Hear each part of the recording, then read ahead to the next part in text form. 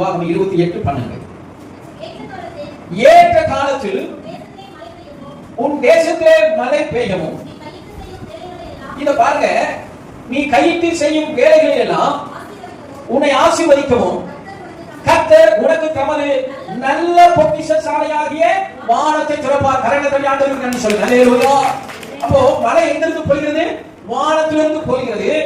இப்ப ரெண்டுமே நீங்க புரிஞ்சுக்கணும். முதலையும் வானத்திலிருந்து பாருங்க, உனக்கு ஏற்ற காலத்தில் உன் தேசத்திலே மழை பெய்யும். மழை எங்கிருந்து பெய்யும்? சொல்லுங்க, சத்தமா சொல்லுங்க. மழை எங்கிருந்து பெய்யும்? வானத்திலிருந்து பெய்யும். ரைட். நீ கையிட்டு செய்யும் வேலையெல்லாம் ஆசீர்வதிக்கவும் கர்த்தர் உனக்கு தமது நல்ல பொக்கிஷசாலையாகிய, சத்தமா சொல்லுங்க, வானத்தை திறப்பார். அல்லேலூயா. அப்போ நல்ல பொக்கிஷசாலை, நான் சொல்றேன், உங்களுக்கு ஆசீர்வதிக்கிற பொக்கிஷசாலை எங்க இருக்கு தெரியுமா?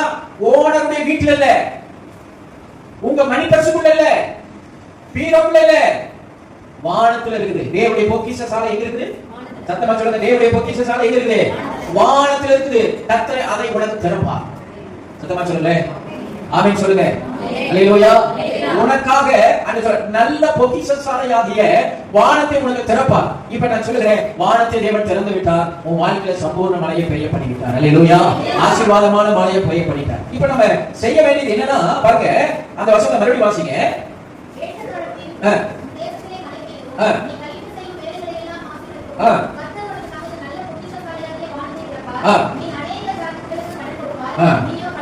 இதை மட்டும் எழுதி போட, நீயும் கடன் வாங்காத இருப்பாய், கடன் கொடு. இதை மட்டும் எழுதி போட்டுவாங்க.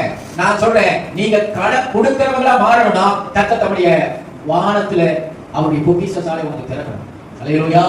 அவருடைய பொக்கிஷசாலையை திறந்தா நிச்சயம் சொல்லுகிறேன், கடன் வாங்குற பிள்ளைகளா நீங்க இருக்க மாட்டீங்க, கடன் கொடுக்கிற பிள்ளைகளா மாறுவீங்க. அல்லேலூயா. சத்தமா சொல்லுங்க. அல்லேலூயா.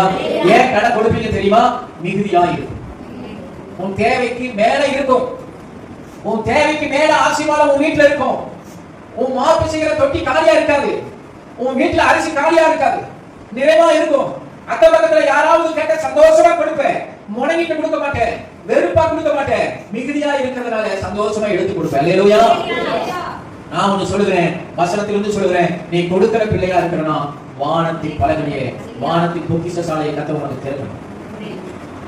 இப்படி சொல்றேன், எவ்வளவு நீ கடுமையா உழைச்சாலும் நீ கடன் கொடுக்கிற பிள்ளையா உன்னால் மாறவே முடியாது. ஏன் தெரியுமா? நீ எவ்வளவு கடுமையா உழைச்சாலும் நிறைவானது வரும் பொழுது குறைவானது ஒளிந்து போகும். நிறைவானது எது தெரியுமா? வானத்தின் பொக்கிஷசாலை. அல்லேலூயா.